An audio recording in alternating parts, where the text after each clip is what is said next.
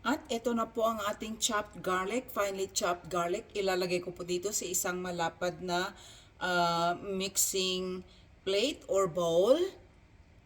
At ito po ang katas ng dalawang lemon. Ilagay natin dito sa ating mixing plate or saucer.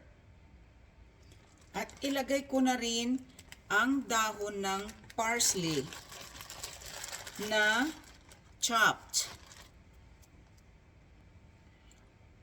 At mag-add na rin po tayo ng ating Dijon mustard.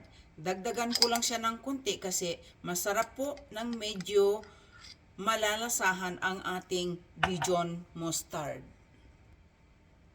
At lagyan po natin siya ng salt, ng asin.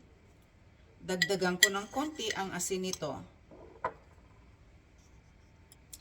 At gayon din po, i-add natin ang ating ground black pepper. At atin na pong haluin ang lahat ng ingredients.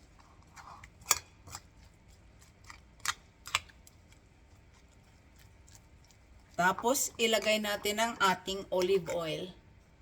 Ito na po ang ating olive oil. Ayan. Mainam po ng medyo maraming olive oil. Ayan.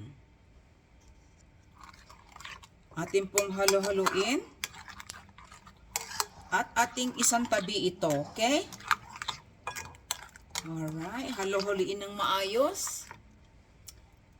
At ito na po ang mixture ng ating panlasa ng ating ingredients para sa ating salmon. So, isasantabi ko lamang po ito habang piniprepare ko naman ang aking mga salmon slices. Maraming salamat!